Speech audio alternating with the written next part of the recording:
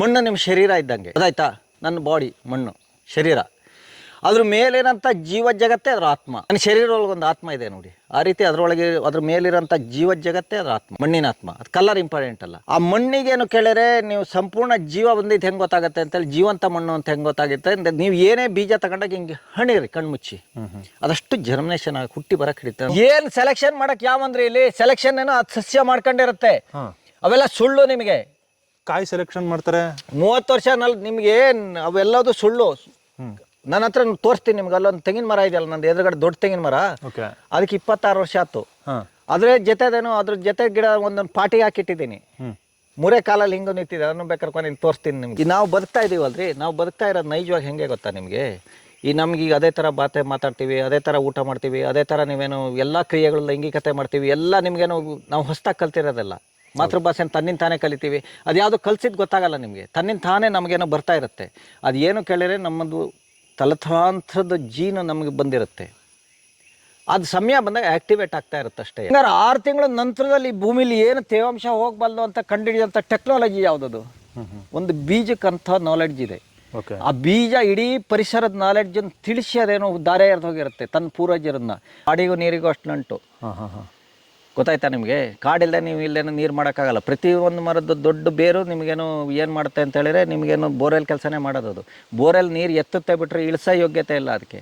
ಇದು ಹಂಗಲ್ಲ, ನೀವೇನು ಮಳೆಗಾಲದಲ್ಲಿ ನೀರನ್ನು ಅಂತರ್ಜಲಕ್ಕೆ ಕಳಿಸುತ್ತೆ. ಈ ಮರಗಳೆಲ್ಲ ಈಗ ಹೋಗಿರುತ್ತೆ, ಈ ಮರ ಇಳಿಸ್ತಾ ಇದೆ. ಅದೇನು ನೀರು ಮಳೆಗಾಲದಲ್ಲಿ ಇಳಿಸುತ್ತೆ, ಬೇಸಿಗೆಲ್ಲೇ ಎತ್ಕೊಡುತ್ತೆ. ಇಲ್ಲ ಈ ಕಡೆ ಗಿಡಗಳೆಲ್ಲ ತೋರಿಸ್ಕೊಂತ ಹೋಗ್ಬೇಕು.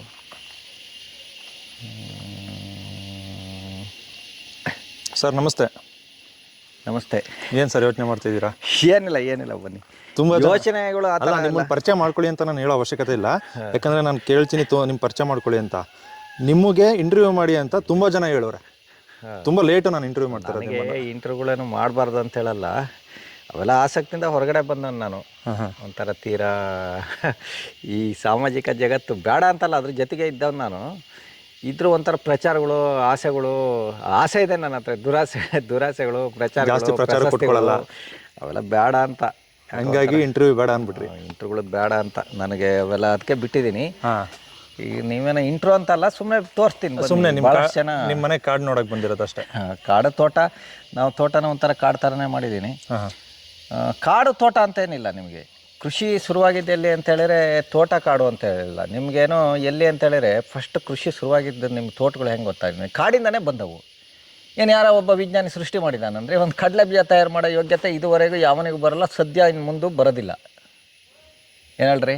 ನಿಮ್ಮ ಕೃಷಿ ಶುರುವಾಗಿದ್ದೆ ಹೆಂಗೆ ಗೊತ್ತಾ? ನಿಮಗೆ ತೋಟಗಾರಿಕೆ ಈ ಕೃಷಿ ಶುರುವಾಗಿದ್ದೆ ಹೆಂಗೆ ಅಂತ ಹೇಳಿದ್ರೆ, ಈಗ ನೋಡಿರಿ ಇದೇ ಗಿಡ ಇಟ್ಕೊಳ್ಬೇಕಾರೆ ಇವೇನಾಗುತ್ತೆ ಅಂತ ಹೇಳಿದ್ರೆ, ಮನುಷ್ಯರು ನಾವು ಏನು ಕೇಳಿದ್ರೆ ಪೂರ್ವದಲ್ಲಿ ಏನು ಕೇಳಿದ್ರೆ ಈ ವನ್ಯಜೀವಿಗಳ ಥರ ಅಲ್ಲೇ ಹೋಗ್ತಿದ್ವಿ, ತಿಂತಿದ್ವಿ, ಬರ್ತಿದ್ವಿ, ಗೊತ್ತಾಯ್ತಾ?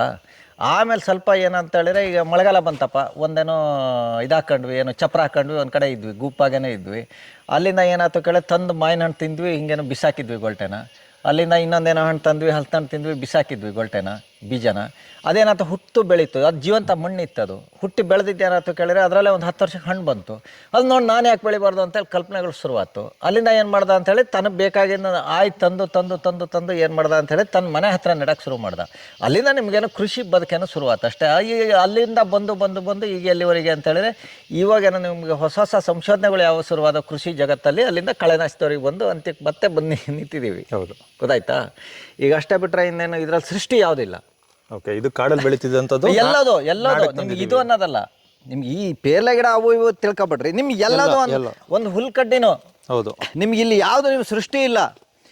ನಿಮಗೆ ಜೀವಂತ ನಿಮ್ಗೇನು ತಯಾರು ಮಾಡಿದಂಥದ್ದು ಯಾವುದೂ ಇಲ್ಲ. ನೋಡಿ ಇದೆಲ್ಲ ನಮ್ಗೇನು ಅಂತ ಹೇಳಿದ್ರೆ ನಾನೊಂದಿಷ್ಟು ಸಿಸ್ಟಮ್ ಮಾಡಿದ್ದೀನಿ. ಈಗ ಏನು ನಂದು ಅಂತ ಹೇಳಿದ್ರೆ, ಒಂದೇನಪ್ಪ ಅಂತ ಹೇಳಿದ್ರೆ ನಂದೇ ತತ್ವಗಳು. ಅದನ್ನು ನಾನೇನೋ ಕೇಳಿದ್ರೆ ಕಾಡಲ್ಲಿ ಕಲ್ತು ಅದನ್ನು ಪ್ರಕೃತಿ ನೋಡಿ ಬಿಟ್ಟರೆ ನಾನು ಬುಕ್ಸ್ಗಳು ಓದೋದು ಅದೆಲ್ಲ ಬಿಟ್ಟು ಭಾಳ ವರ್ಷ ಆಯ್ತು. ನಾನು ಪುಸ್ತಕಗಳು ಓದೋದಿಲ್ಲ, ಯಾರ ಹತ್ರ ಏನನ್ನು ಕೇಳಲ್ಲ. ನಂದೇ ಅದು ಚಿಂತನೆಗಳು. ಇಲ್ಲೇನೋ ಕ್ವಶನ್ ಬಂತು ಅಂತೇಳಿ ಇಲ್ಲಿ ಉತ್ತರ ಇರುತ್ತೆ, ಹುಡುಕಿ ತೆಗಿತೀನಿ. ನನಗೇನೋ ಅದು ಕಲ್ತ್ಕೊಂತೀನಿ ಬಿಟ್ಟರೆ ನಿಮ್ಗೆ ಹೇಳ್ಬೇಕು ಅಥವಾ ಇನ್ನೊಬ್ರಿಗೋ ನಾನು ಸತ್ಯನ ಸುಳ್ಳನೋ ನೀವು ಅದು ವಿಮರ್ಶೆ ಮಾಡ್ಕೊಬಿಟ್ರೆ ನನಗೇನು ಸಂಬಂಧಪಟ್ಟ ವಿಚಾರ ಅಲ್ಲ ಅದು. ಆ ರೀತಿ ಬದುಕೊಂಡು ನಾನು ಈಗ ಇವೇನು ಅಂತೇಳಿದ್ರೆ ನಾನು ಕಂಡು ಅಷ್ಟ್ರ ಮೇಲೆ ಒಂದಿಷ್ಟು ತತ್ವಗಳು ರೂಪಿಸಿದೆ. ಅದು ಭಾಳಷ್ಟು ರೈತರು ಮಾಡಿದ್ಮೇಲೆ ಸಕ್ಸಸ್ ಕಂಡಿದ್ದಾರೆ. ಅದನ್ನು ನಾನು ಸಕ್ಸಸ್ ಆದಮೇಲೆ ಅವರು ಸಕ್ಸಸ್ಸಿಗೆ ಬಂದರು. ಅದು ಹೆಂಗಪ್ಪ ಅಂತ ಹೇಳಿದ್ರೆ, ನಿಮಗೆ ಸೂರ್ಯನ ಬಿಸಿಲು ಮಳೆ ನೀರು ಎರಡು ನಿಮಗೆ ಮಣ್ಣಿಗೆ ತಾಗಲಿಲ್ಲ ಅಂತ ಹೇಳಿದರೆ, ಮಣ್ಣಿಗೆ ಏನಾರು ಒಂದು ಮುಚ್ಕೊಂಡಿರುತ್ತೆ. ನಿಮ್ಮ ಮನೆ ಅಂಗಳ ಕೆತ್ತಿಬಿಟ್ರೆ ಒಂದು ವಾರಕ್ಕೇನೋ ಹುಲ್ಲು ಹುಟ್ಟುತ್ತೆ. ಜಡ್ಡು ಹುಟ್ಟುತ್ತೆ. ಏನೋ ನೀವು ಯಾವ ಜಾಗ ನಿಮ್ಮ ಮನೆ ಬಿಡ್ರಿ, ನೀವು ನಿಮ್ಮ ಮನೆ ಹಂಗೆ ಹಾಳ್ಬಿಟ್ರು ಒಂದು ವರ್ಷದಲ್ಲಿ ಮತ್ತೆ ಏನೋ ಒಂದು ಗಿಡ ಹುಟ್ಟು ಮನೆ ಟಾರ್ಸ ಮೇಲೆ ಸಮೇತ ಹಳ್ಳಿನ ಯಾವುದೋ ಹುಟ್ಟೇನೋ ಶುರುವಾಗುತ್ತೆ. ಅದು ಆ ರೀತಿ ಹೆಂಗಾಗುತ್ತೆ ಅಂತ ಹೇಳಿದ್ರೆ ನಿಮ್ಗೆ ಖಾಲಿ ಜಾಗಗಳು ಇರೋಕ್ಕೆ ಬಿಡೋದೇ ಇಲ್ಲ. ಅಂದರೆ ಮಣ್ಣು ಇದೆಯಲ್ಲ, ಮಣ್ಣೇನು ಖಾಲಿ ಮಣ್ಣು ನಿಮ್ಗೆ ಕಾಣಂಗೇನು ಎಲ್ಲೂ ಭೂಮಿಲಿಲ್ಲ. ಒಂದೇ ಹುಲ್ಲು ಜಡ್ಡು ಇವೆಲ್ಲ ಮುಚ್ಕೊಂಡು ಆದ್ರ ಮೇಲೆ ಕಳೆ ದೊಡ್ಡ ಮರಗಳಾದ್ರ ಮೇಲೆ ಧರಳೆಗಳು ಬಿದ್ದು ಮಣ್ಣನ್ನು ಮುಚ್ಕೊಂಡಿರುತ್ತೆ. ಏನಾದರೂ ಒಂದು ಮುಚ್ಕೊಂಡಿರ್ಬೇಕು. ಅದನ್ನೇ ಕಂಡು ನಾನೇನು ಮಾಡಿದೆ ಅಂತೇಳಿ ಆ ಸತ್ಯವನ್ನು ಕಂಡೇನು ಅಂತೇಳಿದ್ರೆ ನನ್ನೇ ಒಂದಿಷ್ಟು ತತ್ವ ರೂಪಿಸ್ತೆ. ಹೆಂಗೆ ಅಂತೇಳಿ ಸೂರ್ಯನ ಬಿಸಿಲು ಮಳೆ ನೀರು ಎರಡೇನೋ ನಿಮಗೆ ಮಣ್ಣಿಗೆ ನೇರವಾಗಿ ಬೀಳಲ್ಲ ಅಂತೇಳಿದ್ರೆ 50% ಗೆಲ್ತಾನೆ. ಗೊತ್ತಾಯ್ತಾ? 50 ಗೆಲ್ಲೋದು ಯಾವುದೆರಡು ತಪ್ಪಿಸಿರುವ. ಆಮೇಲೆ ಏನು ಕೇಳಿದ್ರೆ ನಿಮ್ಮ ಹೊಲದಲ್ಲಿ ಎಲ್ಲಿ ನೋಡಿರೋ ಒಂದು ನಿಮ್ಮ ಬರಿಗಣ್ಣಲ್ಲಿ ಒಂದು ಹಿಡಿ ಮಣ್ಣು ಕಾಣಲ್ಲ ನಿಮಗೆ ಅಂತ ಹೇಳಿದ್ರೆ ನಮ್ಮದೆಲ್ಲ ನೋಡಿ ಆ ಕಡೆಗೆಲ್ಲ ದಾರಿಗಳು ಸಮೇತ ಕೂಡ್ಕೊಂಡಿದೆ ನೋಡಿ. ಅಷ್ಟಕ್ಕೆ ಬಂದ್ರಿ ಅಂತೇಳಿ ನೀವು 65% ರೈತ ಗೆಲ್ತಾನೆ. ಓಕೆ. ಆಮೇಲೆ ಹೆಂಗೆ ಅಂತೇಳಿದ್ರೆ ನೀವು ಎಷ್ಟೇ ಹುಚ್ಚು ಮಳೆ ಬರಲಿ ನೀವು ಬಗ್ಸೆ ನೀರು ಕುಡಿಬೋದು. ನಿಮ್ಮ ಮನೆಯದೇನೋ ಪಾತ್ರೆ ನೀರು ಎಷ್ಟಿರುತ್ತೆ, ನೀವು ಹೂಜಿ ನೀರು ತುಂಬಿಟ್ಟು ಬಾಟ್ಲಿ ನೀರು ಇರುತ್ತೆ, ಅಷ್ಟು ಕ್ಲಾರಿಟಿ ನೀರು ಹರಿಯಾಗಿ ಕುಡಿಯುತ್ತೆ. ಅಷ್ಟು ಬಂದರೆ ರೈತ 85% ಗೆದ್ದಿರ್ತಾನೆ. ನಾನು ಹೇಳಿದ್ದೀನಿ ಮಿನಿಮಮ್ 10 ವರ್ಷ ಅವ್ನು ಮಾಡ್ದ ಅಂತೇಳಿ. ಇದಿಷ್ಟು ತತ್ವಗಳನ್ನು 10 ವರ್ಷ, 1-2 ವರ್ಷಕ್ಕೆಲ್ಲ ಆಗೋದಿಲ್ಲ, ಅವೆಲ್ಲ ಸುಳ್ಳು. 10 ವರ್ಷ ಪಾಲನೆ ಮಾಡ್ದ ಇದಿಷ್ಟನ್ನ ಅಂತ ಹೇಳಿದರೆ ಆಮೇಲೆ ಇವನ್ ಗೇಮ್ ಹೆಂಗೆ ಅಂತ ಹೇಳಿದ್ರೆ ಒಂದು 10 ವರ್ಷದ ಮೇಲೇನು ಭೂಮಿ ಬದಲಾಗುತ್ತೆ. ನಿಮ್ಗೆ ಅಲ್ಲಿ ವ್ಯವಸ್ಥೆಗಳು ಅಷ್ಟು ಬದಲಾಗುತ್ತೆ. ಬದಲಾದ ಮೇಲೆ ಹೆಂಗೆ ಅಂತ ಹೇಳಿದ್ರೆ 10ರಿಂದ 20 ವರ್ಷ ಆಮೇಲೆ ನಿಮಗೇನೋ ಭೂಮಿ ರೆಡಿ ಆದ್ರ ಮೇಲೆ ಏನಿದೆಯಲ್ಲ, ನಾನೀಗ ಅರಿಶಿನ ಶುಂಠಿ ಇವೆಲ್ಲ ಬೆಳಿಕಂತೀನಿ. ಏನು ಪೈನಾಪಲ್ ಇದೆ ನೋಡಿ, ಅಲ್ಲಿ ಪೈನಾಪಲ್ಲು ಈಗ ಅಡಿಕೆ ಗಿಡ ನೆಟ್ಟಿದ್ದು ಚುಚ್ಚಿ ನೆಟ್ಟಿರೋದು ನೀವು. ನಾನು ಈ ಥರ ನಿಮಗೇನು ಅಂತ ಹೇಳಿದರೆ ನಿಮಗೇನು ಭೂಮಿ ಬದಲಾವಣೆ ಆದ್ರ ಮೇಲೆ ನಿಮ್ದು ಏನು ಕೆಲಸ ಇಲ್ಲ. ಈ ಗಿಡಗಳು ನೋಡ್ರಿ, ನಾನೇನು ಕಾರ್ ಕೊಟ್ಟಂಗೆ ಚುಚ್ಚಿ ನೆಟ್ಟಿದ್ದೆ ಅಡಿಕೆ ಗಿಡಗಳು. ನಿಮ್ದು ಏನು ಕೆಲಸ ಇಲ್ಲ. ನೀವು ಆಮೇಲೆ ಏನು ಕೇಳಿದ್ರೆ ಅರ್ಶಿನ ಬೇಕಾ ನಿಮಗೆ? ನೋಡಿ ಇಲ್ಲೆಲ್ಲ ಹುಟ್ಟಿದೆ ನೋಡಿ ಅರ್ಶಿನ. ನಿಮ್ಗೆ ಇವೆಲ್ಲ ಬೇಕು ಅಂತ ಹೇಳಿದ್ರೆ ಇನ್ನೇನಿಲ್ಲ. ನಿಮಗೆ ಒಂದು ಮುಷ್ಟಿ ಅರ್ಶಿನ ನಿಮಗೆ ಬೇಕು ಅಂತ ಹೇಳಿದ್ರೆ ಮಾನ್ಸೂನ್ ಬರುತ್ತೆ ನೋಡಿ, ಮಳೆಗಾಲ. ಆ ಮಳೆಗಾಲ ಸೀಸನ್ಗಳು ಸ್ವಲ್ಪ ಅರ್ಥಕೊಂಡ್ರೆ ಸಾಕು. ಆ ಸೀಸನಲ್ಲೇನು ನೀವೇನು ಕೇಳಿದ್ರೆ ಎಲ್ಲಿಂದ ಬೇಕು ಅಂತೇಳಿ ಅರ್ಶಿನ ಒಂದು ಮುಷ್ಟಿ ತಂದು ಕಣ್ಣು ಮುಚ್ಚಿ ಬಿಸಾಕಿ. ಓಕೆ. ಕಣ್ಣು ಬಿಟ್ರೆ ಗೊಂದಲ ನಿಮಗೆ. ತಿರ್ಗಾ ಮತ್ತೇನೋ ಅಲ್ಲಿ ಬಿತ್ತು ಇಲ್ಲಿ ಬಿತ್ತು ಎಲ್ಲ ಬಿತ್ತು ಹುಟ್ಟುತ್ತಾ ಇಲ್ಲ ಅಂತೇಳಿ ನಿಮ್ಗೆ ಗೊಂದಲ. ಕಣ್ಣು ಮುಚ್ಚಿ ಬಿಸಾಕಿ. ಒಂದು ಮುಷ್ಟಿ ಶುಂಠಿ ಬೇಕು, ಕಣ್ಣು ಮುಚ್ಚಿ ಬಿಸಾಕಿ. ನಾನು ಅದು ಬುಟ್ಟಿ ಕೊಡ್ತೀನಿ ನಿಮಗೆ, ಅಷ್ಟೇನೋ ಬಂದಿದ್ದಿಲ್ಲಿ. ಓಕೆ. ಅದು ಏನು ಕೇಳಿದ್ರೆ ಆಗುತ್ತೆ. ಕುಂಬಳಕಾಯಿ ನನ್ನ ಹತ್ರ ಬೇಕಾದಷ್ಟಿದೆ, ಸಿಗುಂಬಳೆಲ್ಲ. ಅವೆಲ್ಲ ಏನು ಅಂತ ಹೇಳಿದ್ರೆ ತಗೊಂಡು ಕಣ್ಣು ಮುಚ್ಚಿ ಬಿಸಾಕಿ. ಒಂದಿಷ್ಟು ಬಂದಿರುತ್ತೆ, ಒಂದಿಷ್ಟು ಕಾಯಿ ಬಂದಿರುತ್ತೆ, ಕಿತ್ತು ತಿನ್ನೋದೇ ನಮ್ಮ ಕೆಲಸ. ಅದೀಗ ಅರ್ಶಿನ ಇದೆಯಲ್ರಿ, ಇದು ನೋಡ್ರಿ ಈ ಥರ ಈಗ ಈ ವರ್ಷ ಕಳೆದ ವರ್ಷ ಹಣ್ಣದಿದ್ದು ಈಗ ಇಷ್ಟು ದೊಡ್ಡದಾಗಿದೆ. ಇಷ್ಟು ದೊಡ್ಡ ಗುಂಪಾಗುತ್ತೆ. ಇನ್ನೊಂದು ಆ ಕಡೆ ತೋರಿಸ್ತೀನಿ 2-3 ವರ್ಷದ ಮೇಲೆ. ಇವೇನು ಅಂತ ಹೇಳಿದ್ರೆ ಇದರಲ್ಲೇನೋ ಗಿಡ ಬೆಳೆಯತ್ತಲ್ಲ, ಗಿಡ ಬೆಳೆದಿದ್ದು ಅದೇ ತತ್ವಗಳಿದೆ. ನಮ್ಮನ್ನು ನಂಬಿಕೊಂಡು ಯಾವುದಿಲ್ಲ. ಇದೇನಾಗುತ್ತೆ ಅಂತೇಳಿ ಬೇಸಿಗೆ ಬಂದ ಕೂಡಲೇ ಮಳೆಗಾಲೆಲ್ಲ ಬೆಳೆಯುತ್ತೆ. ಬೇಸಿಗೆ ಬಂದ ಕೂಡಲೇ ಅದು ತನ್ನ ಗರಿಗಳನ್ನ ಅಷ್ಟು ತನ್ನ ಗೆಡ್ಡೆ ಮೇಲೆ ಮುಚ್ಚಿಕೊಳ್ಳುತ್ತೆ. ಅದೇ ಮುಚ್ಚಿಕೊಳ್ಳುತ್ತೆ. ಮಲ್ಚಿಂಗ್ ಅದೇ ಮಾಡ್ಕೊಳುತ್ತೆ. ನೀವೇನು ಮಾಡೋಂಥದ್ದಿಲ್ಲ, ತನ್ನಿಂದ ತಾನೇ ಅದನ್ನು ಮುಚ್ಚಿಕೊಳ್ಳುತ್ತೆ. ಮುಚ್ಕೊಂಡಿದ್ದೇನು ಕೇಳಿದ್ರೆ ಬೇಸಿಗೆನೆಲ್ಲ ರಕ್ಷಣೆ ಮಾಡುತ್ತೆ ಅಷ್ಟು ಗೆಡ್ಡೆನ. ಮಳೆಗಾಲ ಬಂದ್ಕೊಳ್ಳೆ ಮತ್ತೆ ಚಿಗಿರುತ್ತೆ. ಒಂದಿಷ್ಟು ವಿಸ್ತಾರತೆ ಹೆಚ್ಚಿಸ್ಕೊಂತ ಹೋಗ್ತಾ ಇರುತ್ತೆ ಅದು. ನೀವು ಅದನ್ನೇನು ಕೇಳಿದ್ರೆ ಬೇಕು ಅಂತ ಹೇಳಿದ್ರೆ ಅಷ್ಟು ಗೆಡ್ಡೆ ನೀವು ಗುದ್ಲಿ ಕತ್ತಿ ಏನು ಬೇಡ ನಿಮಗೆ, ಹಾರೆ ಏನು ಬೇಡ. ನೀವು ಆಮೇಲೆ ಏನು ಕೇಳಿದ್ರೆ ಅದನ್ನೇನು ಆಮೇಲೆ ಅಲ್ಲಿ ತೋರಿಸ್ತೀನಿ ನಿಮ್ಗೆ ಹೆಂಗೆ ಗೆಡ್ಡೆಗಳು ಬಂದಿದೆ ಅಂತ. ಅದನ್ನೇನು ಹಿಂಗೆ ಮುರಿದು ತಂದು ನೀವು ಬುಟ್ಟಿಲಿ ಇಟ್ಕೊಂಡು ತಂದು ಬೇಕಾದಷ್ಟು ಯೂಸ್ ಮಾಡಿರ್ಸಿ. ಪೈನಾಪಲ್ ಬೇಕು ಅಂತೇಳಿ ಹಣ್ಣು ತಿಂದವ್ರು ಗೆಡ್ಡೆ ತೆಗೆದು ನೋಡಿ ಇಲ್ಲೆಲ್ಲ ಬಂದಿದೆ. ಇದೆಲ್ಲ ಈಗ ಹಣ್ಣಾಗೇನು ಹೋತು. ಈ ಥರ ಏನು ಅಂತ ಹೇಳಿದ್ರೆ ನೀವು ನೋಡಿ ಇದು ಬಿಸಾಕಿದ್ದೆಲ್ಲ ಇದನ್ನೆಲ್ಲ ತೆಗಿಯಕ್ಕೆ ಹೋಗ್ಬಾರ್ದು. ನೋಡಿ ಹೆಂಗಿದೆ. ಇನ್ನು ಆ ಕಡೆ ಬೇಕಾಗ್ತದೆ ನೋಡಿ. ಇದೆಲ್ಲ ಇದೆಯಲ್ಲ, ಇದರಲ್ಲಿ ಯಥೇಚ್ಛ ಹಣ್ಣೇನು ಬರುತ್ತೆ. ಅವನ್ನೆಲ್ಲ ನಾವೇನು ಮಾಡ್ತೀವಿ ನೋಡಿ, ಈ ಥರ ಇದ್ರೊಳಗೆ ಇರಬೇಕು. ಮಂಗ ಹಿಂಗ ಏನು ತಿನ್ನೋದಿಲ್ಲ ಇದು ಪೈನಾಪಲ್. ಅದೇನು ಅಂತ ಹೇಳಿದ್ರೆ ಸುಮ್ಮನೆ ನೀವು ಬಿಸಾಕೋದಷ್ಟೇ, ಕಿತ್ತಿನ್ನೋದು. ಇಷ್ಟೇ ಕೆಲಸ ನಿಮ್ಗೆ. ಇಲ್ಲೇನು ಮತ್ತೇನು ಕೆಲಸ ಇಲ್ಲ. ನನ್ನ ಇತ್ತೀಚಿನ ತಿಳುವಳಿಕೆಯಲ್ಲಿ ನನಗೆ ಬಂದಿರೋದೇನು ಅಂತ ಹೇಳಿದ್ರೆ ನನಗನ್ಸುತ್ತೆ, ಒಂದು ದೊಣ್ಣೆ ಒಬ್ಬ ರೈತ ಇದ್ದರೆ ಫಸ್ಟಿಗೆ ಸ್ಟಾರ್ಟಿಂಗಲ್ಲಿ ಹೊಲ ರೆಡಿ ಮಾಡೋಕ್ಕೆ ಒಂದು ಸ್ವಲ್ಪ ದುಡ್ಡುಗಳು ಬೇಕು. ಒಂದು ಸರಿ ಒಂದು 3-4 ವರ್ಷ ರೆಡಿ ಆದ ಮೇಲೆ ಒಂದು 10 ವರ್ಷದ ಮೇಲೂ ಒಂದು ದೊಣ್ಣೆ ಒಬ್ಬ ರೈತ ಇದ್ದರೆ 100 ಎಕರೆ ಹಾರ್ಟಿಕಲ್ಚರ್ ಕ್ರಾಪ್ ಮ್ಯಾನೇಜ್ ಮಾಡ್ಬೋದು. ದೊಣ್ಣೆನಾ? ಒಂದು ದೊಣ್ಣೆ ಈ ಥರದ್ದು ಒಂದು ಮರದ ದೊಣ್ಣೆ ಬೇಕು. ಹಂಗೆ ಏನಾರು ಗಿಡಕ್ಕೆ ಹತ್ತು ಇದು ಗಿಡ ಇದೆ ಇಟ್ಕೊಳ್ರಿ, ಇದು ಬಿಳಿ ನೇಲೆ ನೋಡಿ. ಇದನ್ನ ಒಂಚೂರೇನೋ ಹತ್ತಿರ ಇಲ್ಲದೆ ಸ್ವಲ್ಪ ನಿಮಗೆ ಏನೋ ಅಂತೇಳಿ ಇಷ್ಟು ಮಾಡೋದು ಅಷ್ಟೇ. ನೀವು ಇನ್ನೇನು ಮಾಡೋದು ಬೇಡ. ಕಳೆ ಸರ್ಸೋದು ಇದು ಮೇಜರ್. ಈ ದೊಣ್ಣೆ ಏನಕ್ಕೆ ಅಂತೇಳಿ ನೀವು ಚುಚ್ಚಿ ನಡಕ್ಕೆ. ನೀವು ಮಣ್ಣು ರೆಡಿ ಆದ್ರ ಮೇಲೆ ನಿಮ್ದು ಇಲ್ಲಿ ಏನು ಕೆಲಸ ಇಲ್ಲ. ನಿಮಗೆ ಜೀವಂತ ಮಣ್ಣು ಅಂತ ಹೇಳಿದ್ರೆ ಹೆಂಗೆ ಅಂತ ಹೇಳಿದ್ರೆ ಇಲ್ಲಿ ಇಷ್ಟೇ. ನಿಮಗೇನು ಮಣ್ಣು ಇದೆಯಲ್ಲ, ಮಣ್ಣಲ್ಲಿ ನನ್ನ ಹತ್ರ 5-6 ಕಲರ್ ಮಣ್ಣಿದೆ. ಮಣ್ಣು ನಿಮ್ಮ ಶರೀರ ಇದ್ದಂಗೆ, ಗೊತ್ತಾಯ್ತಾ? ನನ್ನ ಬಾಡಿ ಮಣ್ಣು ಶರೀರ. ಅದ್ರ ಮೇಲೇನಂತ ಜೀವ ಜಗತ್ತೇ ಅದರ ಆತ್ಮ. ನನ್ನ ಶರೀರದೊಳಗೊಂದು ಆತ್ಮ ಇದೆ ನೋಡಿ. ಆ ರೀತಿ ಅದರೊಳಗೆ ಅದ್ರ ಮೇಲಿರೋಂಥ ಜೀವ ಜಗತ್ತೇ ಅದರ ಆತ್ಮ, ಮಣ್ಣಿನ ಆತ್ಮ. ಅದು ಕಲರ್ ಇಂಪಾರ್ಟೆಂಟ್ ಅಲ್ಲ. ಆ ಮಣ್ಣಿಗೇನು ಕೇಳಿದ್ರೆ ನೀವು ಸಂಪೂರ್ಣ ಜೀವ ಬಂದಿದ್ದು ಹೆಂಗೆ ಗೊತ್ತಾಗುತ್ತೆ ಅಂತೇಳಿ ಜೀವಂತ ಮಣ್ಣು ಅಂತ ಹೆಂಗೆ ಗೊತ್ತಾಗುತ್ತೆ ಅಂದರೆ ನೀವು ಏನೇ ಬೀಜ ತಗೊಂಡಾಗ ಹಿಂಗೆ ಹಣಿರಿ ಕಣ್ಮುಚ್ಚಿ ಅದಷ್ಟು ಜರ್ಮಿನೇಷನ್ ಆಗಿ ಹುಟ್ಟಿ ಬರಕ್ಕೆ ಹಿಡಿತೆ. ನನ್ನಲ್ಲಿ ಕಾಪಿ ಎಲ್ಲ ತೋರಿಸ್ತೀನಿ ಬನ್ನಿ, ಎಲ್ಲ ಜಾಯಿಕಾಯಿ ಇದೆಲ್ಲ ಹೆಂಗೆ ಹುಟ್ಟಿದೆ ಅಂತ. ಹೌದು, ನೀವು ಏನೇ ಗಿಡ ಬೀಜ ಹಾಕಿದ್ರು ಅದಷ್ಟು ಹುಟ್ಟಿ ಬರೋಕ್ಕೆ ಮೊಳಕೆ ಹೊಡೆಯೋಕ್ಕೆ ಶುರುವಾಗಿದೆ ಅಂತ ಹೇಳಿದ್ರೆ ಆ ಮಣ್ಣಿಗೆ ಜೀವ ಬಂದಿದೆ ಅಂತ. ಒಂದಿಷ್ಟು ಅದಕ್ಕೆಲ್ಲ ಗ್ರೇಡ್ಗಳಿದೆ. ಅಪ್ಗ್ರೇಡಿಗೆ ಹೋಗ್ತಾ ಇದ್ದಕ್ಕೆ ಕಾಡಲ್ಲಿ ನಿಮಗೇನು ಹಗಲೆಲ್ಲ ಜೀರ್ಣೆ ಕೂಡಿದ್ರೆ ಕಾಡು ಅಪ್ಗ್ರೇಡಿಗೆ ಬಂದಿದೆ ಅಂತ ಅವೆಲ್ಲ ಬೇರೆ ಬೇರೆ ತತ್ವಗಳು. ಅದರಲ್ಲಿ ನನಗೆ 5 ನಿಮಿಷ 10 ನಿಮಿಷ 1 ಗಂಟೆ 2 ಗಂಟೆ ಹೇಳೋಕ್ಕಲ್ಲ. ನಾನು ಏನಾದ್ರು ಪ್ರಕೃತಿ ಬಗ್ಗೆ ವಿರವರ್ಸ 3 ದಿವಸ ಬೇಕು. ಬೇರೆ ಬೇರೆ ವಿಚಾರಗಳು ನನ್ನ ತಲೆಗೆ ಹೋಗ್ತಾ ಬರುತ್ತೆ. ಇದೆಲ್ಲ ನೋಡಿ ಸುವರ್ಣಗೆಡ್ಡೆಗಳು ಇವೆಲ್ಲ ಬಂದಿರುತ್ತೆ. ಇವೆಲ್ಲ ನೋಡಿ ಇದೇನು ಅಂತ ಹೇಳಿದ್ರೆ ಈಗ ಅಡಿಕೆ ಗಿಡ ಇದೆಯಲ್ಲ, ನೀವು ನಂಬೋದಿಲ್ಲ, ನಾನು ತೋಟದಲ್ಲಿ ಕಾರ್ಗೊಟ್ಟು ಹುಟ್ಟುತ್ತೆ. ಕಾರ್ಗೊಟ್ಟು ಅಂತ ಅಂತೀವಿ. ಕಾರ್ಗೊಟ್ಟು ಅಂತ ಹೇಳಿರಿ ಅಡಿಕೆ ಹಣ್ಣಾಗಿ ಉದ್ರಿದ್ದು ಮಿದ್ಲು ಎಲ್ಲ ಒಂದು ನಿಮ್ಗೇನೋ ಹುಟ್ಟಿರುತ್ತೆ. ಅಡಿಕೆ ಕಟಾವು ಮಾಡೋದ್ರೊಳಗಿಂದು ಅಡಿಕೆ ಗಿಡಗಳು ತೋಟದಲ್ಲಿ ತೋರಿಸ್ತೀನಿ, ಹುಟ್ಟಿರುತ್ತೆ. ಅದನ್ನ ತಂದು ಏನೋ ಕೇಳಿದ್ರೆ ಇದನ್ನ ಈಗ ನೋಡಿ 1.5 ವರ್ಷ ಚುಚ್ಚಿಟ್ಟಿರೋದು ನೋಡಿ ಈ ತರ ಅದ್ಭುತವಾಗೇನೋ ಬೆಳೆಯಕ್ಕೆ ಸ್ಟಾರ್ಟ್ ಆಗುತ್ತೆ. ನೋಡಿ ಇದು ಅಷ್ಟೇ, ಇದು ಪೇರ್ಲೆ ಗಿಡ ನೋಡಿ ಸುಮ್ಮನೆ ಚುಚ್ಚಿಡತ್ತೆ. ಇದು ಅದಾಗ ಅದೇ ಹುಟ್ಟಿರುವಂತ ಗಿಡನ ನೀವು ತಂದು ಹಾಕ್ಬಿಟ್ರೆ ತಂದು ಇದು ನೋಡಿ ಇಲ್ಲಿ ನೋಡಿ ಇದು ನೋಡಿ ಇದು ಹೆಂಗೇನೋ ಬಂದಿದೆ, ಇಷ್ಟು ಆರೋಗ್ಯವಾಗೇನೋ ಬರುತ್ತೆ. ನಂದು ಡಿಸ್ಟೆನ್ಸ್ ನಾನು ನೋಡಿ ತೋಟಗಳೆಲ್ಲ ನಾನೇ ಹೇಗೆ ಮಾಡೋದು. ಈ ಮಳೆಗಾಲದಲ್ಲಿ ಏನು ಜನ ಏನು ಬೇಡ ನನಗೆ. ಮಳೆಗಾಲದಲ್ಲಿ ಏನು ಮಾಡ್ತೀನಿ, ಒಂದು ಕೈ ಚೀಲ ತಗೊಂಡು ಹೋಗ್ತೀನಿ, ಒಂದಿಷ್ಟು ತೋಟದಲ್ಲಿ ಹುಟ್ಟಿದ ಕಾರ್ಗೊಟ್ಟು ಪುರುಷತ್ ಇದ್ದಾಗ ಕೀಳ್ತೀನಿ, ತಂದು ನನಗೆ ಎಲ್ಲಿ ಬೇಕೋ ಅಲ್ಲೇನು ಹುಗಿತೀನಿ. ನೀವು ಸೀಡ್ ಸೆಲೆಕ್ಷನ್ ಅದು ಇದು ಏನ್ ಸೆಲೆಕ್ಷನ್ ಮಾಡಕ್ ಯಾವಂದ್ರಿ ಇಲ್ಲಿ ಸೆಲೆಕ್ಷನ್ ಏನೋ ಅದು ಸಸ್ಯ ಮಾಡ್ಕೊಂಡಿರುತ್ತೆ. ಅವೆಲ್ಲ ಸುಳ್ಳು. ನಿಮಗೆ ಕಾಯಿ ಸೆಲೆಕ್ಷನ್ ಮಾಡ್ತಾರೆ 30 ವರ್ಷ ನಿಮ್ಗೆ ಅವೆಲ್ಲದು ಸುಳ್ಳು. ನನ್ನ ಹತ್ರ ತೋರಿಸ್ತೀನಿ ನಿಮ್ಗೆ. ಅಲ್ಲೊಂದು ತೆಂಗಿನ ಮರ ಇದೆಯಲ್ಲ ನಂದು ಎದುರುಗಡೆ ದೊಡ್ಡ ತೆಂಗಿನ ಮರ, ಅದಕ್ಕೆ 26 ವರ್ಷ ಆಯ್ತು. ಅದ್ರ ಜೊತೆದೇನು ಅದ್ರ ಜೊತೆ ಗಿಡ ಒಂದೊಂದು ಪಾಟಿ ಹಾಕಿಟ್ಟಿದ್ದೀನಿ. 3 ಕಾಲಲ್ಲಿ ಹಿಂಗೂ ನಿಂತಿದೆ. ಅದನ್ನು ಬೇಕಾದ್ರೆ ಕೊನೆ ತೋರಿಸ್ತೀನಿ ನಿಮ್ಗೆ. ಏನ್ರಿ ಅದಿನ್ನೂ ಕಾಯಿ ಬರಲ್ಲ, ಹೂ ಬರಲ್ಲ, ಏನೂ ಬರಲ್ಲ. ಇದಿಷ್ಟು ದೊಡ್ಡ ಮರ ಹೆಮ್ಮರ ಆಗಿದೆ. ಅದು ಯಾಕೆ ಬರಲ್ಲ ಅಂತೇಳಿ ಪ್ರಕೃತಿ ಹೆಂಗಿದೆ ಅಂತ ಹೇಳಿದ್ರೆ ಇವರೆಲ್ಲ ಸುಮ್ಮನೆ ಏಜ್ಗಳು ಅವು ಇವು ಎಲ್ಲ ಸುಳ್ಳು. ಅದು ಒಂದು ಜೀವಿ.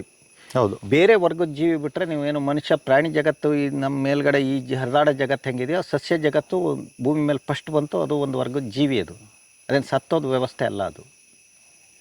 ಅದು ವಂಶಾಭಿವೃದ್ಧಿ ಹೆಂಗಾಗುತ್ತೆ ಅಂತ ಹೇಳಿದ್ರೆ ನಿಮಗೇನು ನಾನು ಅದಕ್ಕೆ ಮೊದಲೇ ಹಿಂಗಾರದ್ದು ಒಂದು ತೋಟ ಮಾಡಿದ್ದೀನಿ. ನನಗೆ ಯಾಕೆ ಅಂತೇಳಿ ಭಾಳಷ್ಟು ಜನ ರೈತರು ಬಂದವರು ನಮ್ಮ ನರ್ಸರಿ ಇದೆಲ್ಲ ವ್ಯವಸ್ಥೆಗಳಲ್ಲಿ ಕೇಳೋದೇನು ಕೇಳಿದ್ರೆ ಎಷ್ಟು ವರ್ಷಕ್ಕೆ ಗೋಟ್ ಹಾಕಿದ್ದೀರಾ ನೀವು ಅಂತೇಳೇನೋ ಶುರು ಮಾಡ್ತಾರೆ. ಅದಕ್ಕೋಸ್ಕರ ಮೊದಲೇ ಹಿಂಗಾರದ್ದು ಒಂದು ತೋಟ ಮಾಡಿದ್ದೀನಿ, ತೋರಿಸ್ತೀನಿ. ಅದು ಭಾಳ ಯೋಗ್ಯವಾಗೇ ಇದೆ. ಇವಕ್ಕೆ ಯಾವುದಕ್ಕೂ ಕಮ್ಮಿ ಬಿಟ್ಕೊಡೋ ಥರವೇ ಇಲ್ಲ. ನ್ಯಾಚುರಲ್ಲಾಗೆ ಸಿಸ್ಟಮ್ ಹೆಂಗಿದೆ ಅಂತ ಹೇಳಿದ್ರೆ ನಿಮಗೇನು ಅಂತ ಹೇಳಿದರೆ ಒಂದು ಮರ ತಾನೇನು ಹಣ್ಣು ಬರ್ಬೇಕಾದ್ರೆ ತನಗೆ ಆದ್ಯತೆಗಳು ಅದನ್ನು ಹಣ್ಣು ಬರೋ ಯೋಗ್ಯತೆ ಇದ್ದಾಗ ಮಾತ್ರ ಬರುತ್ತೆ, ಅಷ್ಟರೊಳಗೆ ಬರೋದಿಲ್ಲ. ನೀವು ಪಾಟಲ್ಲಿ ಯಾವುದೋ ಒಂದು ಗಿಡ ನನ್ನ ತೆಂಗಿನ ಗಿಡ ಹಾಕಿದ್ದು ಇನ್ನೂ 50 ವರ್ಷ ಯಾರು ಬರಲ್ಲ ಏನೋ ಅದು ಬರ್ಬೇಕಿತ್ತಲ್ಲ, ಕಾಯಿ ಬರೋದಿಲ್ಲ. ಅದು ನ್ಯಾಚುರಲಾಗಿ ಹೆಂಗಿದೆ ಕೇಳಿದ್ರೆ ಈಗ ನೋಡ್ರಿ ನಿಮ್ಗೇನೋ ಗೊತ್ತಾಗತ್ತದು. ಈಗೇನೋ ನಿಮಗೆ ಹೆಂಗೆ ಅಂತ ಹೇಳಿದ್ರೆ ಈಗ ಒಂದು ಹೆಣ್ಮಗಳಿದ್ದಾಳೆ ಇಟ್ಕೊಳ್ರಿ, ವೈಜ್ಞಾನಿಕವಾಗಿ ಹಂಗಾದ್ರೇನೋ ಒಂದೇ ಏಜಲ್ಲೇ ಮಿಚೂರ್ ಆಗ್ಬೇಕು. ಆಗ್ತಾರಾ? ಇಲ್ಲ. ಒಬ್ಳು 10 ವರ್ಷಕ್ಕೆ ಆಗ್ತಾಳೆ, ಒಬ್ಳು 15 ವರ್ಷಕ್ಕೆ ಆಗ್ತಾಳೆ, ಒಬ್ಳು 18 ವರ್ಷಕ್ಕೆ ಆಗ್ತಾಳೆ. ತನ್ನ ದೇಹ ವಂಶಾಭಿವೃದ್ಧಿ ರೆಡಿ ಆಯ್ತು ಅಂದ್ರ ಮೇಲೆ ಮಿಚೂರ್ ಆಗ್ತಾಳೆ ಅವಳು. ಹೌದಾ? ಆಮೇಲೆ ಹೆಂಗಾಗುತ್ತೆ ಕೇಳಿದ್ರೆ ತನಗೆ ರಜಾ ನಿಲ್ಲೋದು ಹೆಂಗೆ ಕೇಳಿದ್ರೆ ತನಗೆ ವಂಶಾಭಿವೃದ್ಧಿ ಮಾಡೋಕೆ ಆಗಲ್ಲ ಅಂದ್ಕೊಂಡು ರಜಾ ನಿಂತೋಗುತ್ತೆ, ಮುಟ್ ನಿಲ್ಲೋದು ಅಂತಾರೆ. ಹೌದು, ವಯಸ್ಸಾದ್ಮೇಲೆ ನಿಲ್ಲುತ್ತೆ. ವಯಸ್ಸದು ಹೆಂಗೆ ಕೇಳಿದ್ರೆ ಕೆಲವರಿಗೇನು ನೀವು 40 ವರ್ಷಕ್ಕೆ ನಿಲ್ಲುತ್ತೆ, ಕೆಲವರಿಗೆ 50 ನಿಲ್ಲಿಸುತ್ತೆ, ಕೆಲವರಿಗೇನು 60 ವರ್ಷ ಆದರೂ ನೀವು 45 55 ವರ್ಷಕ್ಕೂ ರಜೆ ಆಗ್ತಾ ಇರ್ತಾರೆ. ವ್ಯತ್ಯಾಸಗಳಿರುತ್ತೆ. ನೀವು ಪ್ರತಿ ಜೀವಿಗೂ ಇಲ್ಲಿ ಸಪ್ರೇಟೇ ಇದೆ. ಇಲ್ಲಿ ಈಕ್ವಲ್ ಅಂತ ಇಲ್ಲ. ಅದನ್ನ ಪ್ರಕೃತಿ ನಿರ್ಧರಿಸುತ್ತೆ. ಮನುಷ್ಯ ಯಾರು ನಿರ್ಧರಿಸೋಕ್ಕೆ? ಮನುಷ್ಯನಿಗೆ ಅದು ನಿಲ್ಸೋದು ಯೋಗ್ಯತೆ ಇಲ್ಲ. ಅದೇನು ಅಂತ ಕೇಳಿದ್ರೆ ತನಗೆ ಮಕ್ಕಳ ಹೊಡೆಯೋ ತಾಕತ್ತು ಬಂದಾಗ ಮಿಚೂರ್ ಆಗ್ತಾಳೆ, ಆಮೇಲೆ ತನ್ನಿಂದ ತಾನೇ ರಜಾ ನಿಂತೋಗುತ್ತೆ. ಅದಕ್ಕೇನು ಕೇಳಿ ನಿರ್ದಿಷ್ಟವಾಗಿ ಇಷ್ಟೇ ದಿವಸ ಅಂತಿಲ್ಲ. ಅದರ ಮಧ್ಯದಲ್ಲಿ ಹುಟ್ಟಿದ ಮಕ್ಕಳಷ್ಟು ಹಂಗಾರೇನು ಈಗ ಅಬ್ದುಲ್ ಕಲಾಂ 14ನೇ ಮಗ ಏನೋ ಆಗ್ಬೇಕಿತ್ತಲ್ಲ. ಈಗಿನ ಜನ್ರೇಷನಲ್ಲಿ 2-3 ಮಕ್ಕಳು. ಹಿಂದೆಲ್ಲ ನಿಮ್ಗೆ ಹೆಂಗೆ ಕೇಳಿರೇನು 15 20 10 12 ಮಕ್ಕಳು ಮಾಮೂಲಿ. ಭಾಳಷ್ಟು ಜನ 10 ಜನ 12 ಜನ ಮಕ್ಕಳೇನೋ ಇರೋರು. ಈಗ ಅದ್ರಲ್ಲಿ ಮಧ್ಯದವು 2 ಮಾತ್ರ 30-35 ವರ್ಷದಲ್ಲಿ ಹುಟ್ಟಿದ ಮಕ್ಕಳು ಮಾತ್ರ ಚೆನ್ನಾಗಿದ್ದು. ಫಸ್ಟ್ 16-18 ವರ್ಷಕ್ಕೆ ಹುಟ್ಟಿದ ಮಕ್ಕಳು ಅಥವಾ 45 ವರ್ಷಕ್ಕೆ ಹುಟ್ಟಿದ ಮಕ್ಕಳು ಕುಂಟ ಕೂಡೋ ಆಗಿ ಏನೋ ಹೇಳುವಾಗ ಹೋಗ್ಬೇಕಿತ್ತಲ್ಲ. ನೋಡಿದ್ದೀರಾ ಸಮಾಜದಲ್ಲಿ ನೀವು ಅದನ್ನು? ಜಾಸ್ತಿ ಮಕ್ಕಳಾದ್ರೆ ವೀಕು ಅಂತ ಕೊನೆಗೆ ಅಂದರೆ ಈಗ ಕೊನೆ ನಾಯಿ ಹುಡ್ತಪ್ಪ, ಕೊನೆ ನಾಯಿ ಇದು ಅದಕ್ಕೆ ವೀಕು ಅಂತಾರಲ್ಲ ಬ್ರೀಡರ್ಸು. ಅದೆಲ್ಲ ಹೇಳಿದ್ರಿ ಇವರು. ನಿಮಗೆ ಸಂಶೋಧನೆಗಳು ಇವರು ಏನೋ ಪ್ರಕೃತಿನ ಯಾವಾಗ ನಾನು ಶೋಧನೆ ಮಾಡ್ತೀನಿ ಅಂತ ಹೇಳುವಂಟ ಅಲ್ಲಿಂದ ಅವನತಿಗಳು ಸ್ಟಾರ್ಟ್ ಆಯ್ತು. ಅದು ಎಂಥ ಟೆಕ್ನಾಲಜಿ ಲೋಕಂದ್ರಿ. ಅದನ್ನೆಲ್ಲ ನೀವೇನೋ ಅದು ಅಷ್ಟು ಸುಲಭಕ್ಕೆಲ್ಲ ತಿಳಿಯೋಕ್ಕಾಗೋದಿಲ್ಲ ರೀ. ಸಸ್ಯ ನಿಮ್ಗೇನು ಕೇಳಿದ್ರೆ ತನಗೇನು ಏನು ನಿಮ್ಗೆ ಎಲ್ಲ ಪ್ರಾಯದಲ್ಲೂ ನಿಮ್ಗೆ ಅಡಿಕೆ ಏನು ಅಂತ ಹೇಳಿದ್ರೆ ನಿಮ್ಗೆ 30-35 ವರ್ಷದ್ದೇ ಹಾಕಿದ್ರು ನಿಮ್ಗೆ ಭತ್ತ ಇರ್ಬೋದು, ಎಲ್ಲಾದ್ರೂ ಮಧ್ಯದಲ್ಲಿ ಜಳ್ಳು ಭತ್ತ ಬರುತ್ತೆ, ಕಾಯಿ ಜಳ್ಳು ಬರುತ್ತೆ. ಯಾವ ಸಮಯದ ಯಾವುದೇ ಜಾತಿ ಹಾಕಿರೋ ಬರುತ್ತಾನೆ ಅದು. ಹೌದು. ನಿಮ್ಗೆ ಅಡಿಕೆಲ್ಲೂ ನಮಗೇನೋ ಒಂದಿಷ್ಟು ಉದ್ರ ಆಗುತ್ತೆ, ಒಂದಿಷ್ಟು ಇದಾಗುತ್ತೆ, ದೊಡ್ಡದು ಸಣ್ಣದು ಬರುತ್ತೆ. ಯಾವ ಸಮಯದಲ್ಲಿ ಹೆಂಗಾದರೂ ಬಂದೇ ಬರುತ್ತದು. ಒಂದು ಮರ ನಿರ್ಧರಿಸಿದೆ, ತನಗೆ ಹಣ್ಣು ಬರೋಕ್ಕೇನೋ ನಿರ್ಧರಿಸಿದೆ, ವಂಶಾಭಿವೃದ್ಧಿಗೆ ಹಣ್ಣು ಬಂದಿದೆ ಅಂತೇಳಿ ಅದ್ರ ಬೀಜಗಳು ಅಷ್ಟು ಯೋಗ್ಯನೇ. ಅಯೋಗ್ಯ ಅನ್ನೋದು ಅದೇನು ಕೇಳಿದ್ರೆ ಮಿಡ್ಲಲ್ಲಿ ಇದ್ದೀನೋ ಅದು ನಿರ್ಧರಿಸುತ್ತೆ. ನಾನು ಯಾರು ನೀನು 20 ವರ್ಷದ ಮರದ್ದೇ ಹಾಕ್ಬೇಕು ಅಂತದ್ದು ಇದೆಲ್ಲ ಕೇಳಿದ್ರೆ ನಮ್ಗೆ ತಿಳುವಳಿಕೆ ಇಲ್ದಿದ್ದಾಗ ಹೇಳೋದಷ್ಟೇ ಅದು. ನಾನು ಯಾಕೆ ಅಂತೇಳಿ ನಾನು ಮಾಡಿ ತೋರಿಸ್ತವನ್ನೆಲ್ಲ ಸುಮ್ಮನೆ ಬಯಲು ಕತೆ ಹೇಳೋದಿಲ್ಲ. ಮೊದಲೇ ಹಿಂಗಾರದ್ದು ಅಡಿಕೆ ಹಾಕಿದ್ದೀನಿ ನೋಡಿ ಹೆಂಗೆ ಬಂದಿದೆ ಅಂತ. ಮತ್ತು ಏಕರೂಪ ಬರಲ್ಲ. ನಿಮಗೇನಾಗುತ್ತೆ ಅಂತ ಹೇಳಿದ್ರೆ ಈಗ ಬದಲಾವಣೆಗಳೇನೋ ಆಗ್ತಾನೆ ಇರಬೇಕು. ನಿಮಗೇನು ಅಂತ ಹೇಳಿದ್ರೆ ಈಗೇನೋ ಒಂದು ಮರದಲ್ಲಿ ಇದೆ ಅಂತ ಹೇಳಿದ್ರೆ ಒಂದು ತೆಂಗಿನಕಾಯಿ ಅಡಿಕೆಕಾಯಿ ಯಾವುದೋ ಹಾಕಿದ್ರು ಸಮೇತ ನೀವು ಒಂದೇ ಕೊನೆದೇನು ಗೋಟ್ ತಗೊಂಡೋಗಿ 100 ಗೋಟ್ ಹಾಕಿದ್ರೆ ಅದರಲ್ಲೇನೋ ಒಂದು 10-20 ಥರ ಆಗಿರುತ್ತೆ. ಏಕರೂಪ ಆಗಲ್ಲ. ಒಂದೇ ತಂದೆ ತಾಯಿ ಹುಟ್ಟಿದ ಮಕ್ಕಳು ಒಂದೇ ಥರ ಇರ್ತಾರಂದ್ರೆ ಇಲ್ಲಿ ಇದಾರ ತದ್ರೂಪ ಅಂತೇಳಿ ಏನಾರು ಇದೆಯಾ ಅಲ್ಲಿ? ತದ್ರೂಪ ಇದ್ರೆ ಈ ಪ್ರಕೃತಿ ನಡೆಯೋದೇ ಇಲ್ಲ. ನೈಜವಾಗಿ ಪ್ರಕೃತಿ ನಡೀತಾ ಇರೋದೇ ವಿಭಿನ್ನತೆಯಿಂದ. ನಿಮ್ಗೆ ತದ್ರೂಪ ಅಂತೇಳಿ ಇಲ್ದ್ರೆ ಇಲ್ಲಿ ನಡ್ಸೋಕ್ಕೂ ಬರೋದಿಲ್ಲ. ನಿಮಗೆ ತದ್ರೂಪ ಆಗ್ಬಿಟ್ರೆ ಏನು ಕೇಳಿದ್ರೆ ಈಗ ಗಂಡಸರಷ್ಟು ಒಂದೇ ಥರನಪ್ಪ, ಈಗ ಹೆಂಗಸರಷ್ಟು ಒಂದೇ ಥರನಪ್ಪ. ಹೆಂಡತಿ ಯಾರು ಮಗಳ್ಯಾರು ಅವ್ಯಾರು ಕಂಡುಹಿಡಿತೀರಾ ನೀವು? ಇಲ್ಲ, ಸಾಧ್ಯನಾ? ವೈವಿಧ್ಯತೆ ಬೇಕು. ನಿಮ್ಮ ಪ್ರತಿ ಹೆಜ್ಜೆಲ್ಲೂ ವೈವಿಧ್ಯತೆನೇ ಪ್ರಕೃತಿ ಮುಂದೆ ಹೆಜ್ಜೆ ನಡ್ಕೊಂಡು ಹೋಗ್ತಾ ಇರೋದು. ವೈವಿಧ್ಯತೆ ಇಲ್ಲದೆ ನಡ್ಕೊಂಡು ಹೋಗೋದು. ಅದಕ್ಕೆ ನಿಮಗೊಂದು ಫಿಂಗರ್ ಪ್ರಿಂಟಲ್ಲೂ ವ್ಯತ್ಯಾಸ ಇದೆ, ನಿಮ್ಮ ಮನಸ್ಸಲ್ಲಿ ವ್ಯತ್ಯಾಸ ಇದೆ, ಪ್ರತಿಯೊಂದು ವ್ಯತ್ಯಾಸ ಇದೆ. ಏನು ಅಂತೇಳಿ ಅಷ್ಟು ವ್ಯತ್ಯಾಸದಲ್ಲಿ ತಯಾರು ಮಾಡುವಂಥ ಟೆಕ್ನಾಲಜಿ ಮೇಲೊಂದಿದೆ. ಅದು ನಮ್ಮ ಹತ್ರ ಎಲ್ಲ ಬೇಯ್ಸೋಕ್ಕಾಗಲ್ಲ ಅದನ್ನು. ಹೌದು, ಅದನ್ನ ನೋಡ್ಬೋದು ಅಷ್ಟೇ ಬರಿಗಣ್ಣಲ್ಲಿ. ಮತ್ತು ನೀವು ಅದನ್ನು ಬೇಯ್ಸೋಕ್ಕಾಗಲ್ಲ. ಒಂದಿಷ್ಟು ಸುಮ್ಮನೆ ಅಂದಾಜು ಮಾಡ್ಬೋದು. ಅದನ್ನೆಲ್ಲ ತಿಳಿಯ ಲೋಕ ಅಲ್ಲ ಅದು. ಅದಕ್ಕಾಗಿ ಏಜ್ಗಳು ಅವು ಇವು ಏನಿಲ್ಲ. ನೀವು ಹಣ್ಣು ಬೀಜ ಬಂದಿದೆ ಒಳ್ಳೇದೊಂದು ಇದಾಗಿದೆ ಅಂತ ಹೇಳಿದರೆ ಅವಷ್ಟು ಯೋಗ್ಯ. ಗೊತ್ತಾಯ್ತಾ? ಅದರಲ್ಲೂ ನಿಮ್ಗೆ ಹೆಂಗೆ ಕೇಳಿದ್ರೆ ಪ್ರಕೃತಿ ನೀವು ಅಧ್ಯಯನ ಮಾಡ್ತಾ ಹೋದರೆ ನೀವು ಹೆಂಗೆ ಅಂತ ಹೇಳಿದ್ರೆ ನಾವೆಲ್ಲ ಬದುಕ್ತಾ ಇದ್ದೀವಲ್ರಿ. ನಾವು ಬದುಕ್ತಾ ಇರೋದು ನೈಜವಾಗಿ ಹೆಂಗೆ ಗೊತ್ತಾ ನಿಮಗೆ? ಈ ನಮಗೀಗ ಅದೇ ಥರ ಮಾತಾಡ್ತೀವಿ, ಅದೇ ಥರ ಊಟ ಮಾಡ್ತೀವಿ, ಅದೇ ಥರ ನೀವೇನು ಎಲ್ಲ ಕ್ರಿಯೆಗಳು ಲೈಂಗಿಕತೆ ಮಾಡ್ತೀವಿ, ಎಲ್ಲ ನಿಮಗೇನು ನಾವು ಹೊಸ್ದಾಗಿ ಕಲ್ತಿರೋದಲ್ಲ. ಮಾತೃಭಾಷೆನ ತನ್ನಿಂದ ತಾನೇ ಕಲಿತೀವಿ. ಅದು ಯಾವುದು ಕಲಿಸಿದ್ದು ಗೊತ್ತಾಗಲ್ಲ ನಿಮಗೆ. ತನ್ನಿಂದ ತಾನೇ ನಮಗೇನೋ ಬರ್ತಾ ಇರುತ್ತೆ. ಅದು ಏನು ಕೇಳಿದ್ರೆ ನಮ್ಮದು ತಲತಲಾಂತರದ ಜೀನು ನಮಗೆ ಬಂದಿರುತ್ತೆ. ಅದು ಸಮಯ ಬಂದಾಗ ಆ್ಯಕ್ಟಿವೇಟ್ ಆಗ್ತಾ ಇರುತ್ತೆ ಅಷ್ಟೇ. ಇಲ್ಲಿ ಹೊಸ್ದಾಗಿ ಪ್ರಕೃತಿಗೆ ಕಲಿಸಿ ನಾಳೆ ಬೆಳಗ್ಗೆ ಮನುಷ್ಯನಿಗೇನೋ ಒಂದು ಟೆಕ್ನಾಲಜಿ ಕೊಟ್ಟು ಕಲಿಸಿ ಬದುಕು ಅಂತೇಳಿ ಬದುಕ್ಸಕ್ಕೆ ಬರೋದಿಲ್ಲ. ಅದು ಪ್ರಭಾವ ಜಾಸ್ತಿ ಯಾವುದು ಇರುತ್ತೆ ಅಂತ ಒಂದು 2-3 ತಲೆಮಾರದ ಅಪ್ಪ ಅಜ್ಜ ಇವದ್ದೆಲ್ಲ ಒಂದು 2-3 ತಲೆಮಾರಿನ ಜಾಸ್ತಿ ಇರುತ್ತೆ. ಉಳಿದಿದ್ದು ಎಲ್ಲ ಬಂದು ಕೂತಿರುತ್ತೆ. ಸಮಯ ಬಂದರೆ ಆ್ಯಕ್ಟಿವೇಟ್ ಆಗುತ್ತೆ. ನಿಮಗೇನೋ 100 ತಲೆಮಾರಿನ ಅನುಭವಗಳು, ಪೂರ್ವಜರ ಅನುಭವಗಳು ನಿಮ್ಮ ಒಳಗಡೆ ಇದೆ, ಕೇಂದ್ರೀಕರಿಸಿದೆ. ಕಾರಲ್ಲಿ ಏರ್ ಬ್ಯಾಗ್ ಇದ್ದಂಗೆ. ನಿಮ್ಗೆ ಗೊತ್ತಾಗಲ್ಲ. ಅದು ಆಕ್ಸಿಡೆಂಟ್ ಆದಾಗ ಹೆಂಗೆ ಓಪನ್ ಆಗುತ್ತೋ ಅದೇ ರೀತಿ ನಿಮ್ಗೆ ಹುಲಿ ಬಂದಾಗ ದನ ಹೆಂಗೆ ಓಡುತ್ತೋ ಆ ರೀತಿ ನಿಮ್ಗೆ ಆ ಸಮಯ ಬಂದಾಗ ನೀವೇನೋ ಅದು ತನ್ನಿಂದ ತಾನೇ ಓಪನ್ ಆಗುತ್ತೆ. ಗೊತ್ತಾಯ್ತಾ? ಆ ರೀತಿ ನಿಮ್ಗೇನು ಅಂತ ಹೇಳಿದ್ರೆ ಇಲ್ಲಿ ಹೊಸ್ದಾಗಿ ಕಲಿಯಂಥದ್ದೇನಿಲ್ಲ, ಕಲ್ಸೋಕ್ಕಾಗಲ್ಲ. ಪ್ರಕೃತಿಗೆ ನಾಳೆ ಬೆಳಗ್ಗೆ ಮನುಷ್ಯನಿಗೆ ಏನೋ ವಿದ್ಯೆ ಕಲಿಸಿ ಇಲ್ಲಿ ಬದುಕಿಸೋದ್ರೆ ಆಗಲ್ಲ. ಅದು ನಿಮ್ಗೇನು ಕೇಳಿದ್ರೆ ಬದಲಾವಣೆ ಆಗ್ತಾ ತನಗೆ ಅವಶ್ಯಕತೆಗೆ ತಕ್ಕನ ಬದಲಾವಣೆ ಆಗ್ತಾ ಪ್ರತಿದಿನ ಅದು ಪರಿಪೂರ್ಣ ಅಲ್ಲ, ದಿನ ಬದಲಾಗ್ತಾನೇ ಇದೆ. ಅದಕ್ಕೆ ನಿಮ್ಗೇನು ಕೇಳಿದ್ರೆ ಸಂಕರಣಗೊಂಡ ತನ್ನ ಬದಲಾವಣೆಗೆ ಅಡ್ಜಸ್ಟ್ ಮಾಡಿ ಈ ಜೀವಿಗಳನ್ನೇನು ಹುಟ್ಟಿಸುತ್ತೆ. ನಾವು ಹೊಸ್ದಾಗಿ ಕಲಿಯೋದೇನಿಲ್ಲ. ನೀವು ಇವನ್ನೆಲ್ಲ ಕಲ್ತ್ಕೋಬೋದು, ವಿಡಿಯೋ ಮಾಡೋದು, ಸುಡ್ಗಾಡು ಇವೆಲ್ಲ ಕಲ್ತ್ಕೊಬೋದು. ಬಿಟ್ರೆ ನೀವೇನು ಇದೇನು ಶಾಶ್ವತನಲ್ಲ ಇದು. ನಿಮಗೇನು ಬದಲಾವಣೆ ಅದೇನು ಕೇಳಿದ್ರೆ ಕಿಂಚಿತ್ ತನಗೆ ಬೇಕಾದ ಬದಲಾವಣೆ ತಾನೇ ಮಾಡುತ್ತೆ. ಬಿಟ್ಟರೆ ಅದು ಪೂರ್ವಜರ ಅನುಭವನೇ ನಾವು ಇಲ್ಲಿ ಬದುಕ್ತೇವೆ. ನಮ್ಮ ಬದುಕಿಷ್ಟೇ, ಅದರಾಚೆ ನಮ್ಮ ಬದುಕೇನಿಲ್ಲ. ನಮ್ಮ ಪೂರ್ವಜರ ಅನುಭವಗಳು. ಅದೇ ಥರ ವಂಶಾಭಿವೃದ್ಧಿ ಮಾಡ್ತೀವಿ, ಅದೇ ಥರ ನೀವು ಮಾತಾಡ್ತೀರಾ, ಅದೇ ಥರ ಭಾಷೆ ಕಲಿತೀರಾ, ಅದೇ ಥರ ಊಟ ಮಾಡ್ತೀರಾ. ನಿಮ್ಗೆ ಎಲ್ಲದೂ ಅದೇ ಥರ ನಡೀತಾ ಇರುತ್ತೆ ಕ್ರಿಯೆಗಳು. ಹೌದು.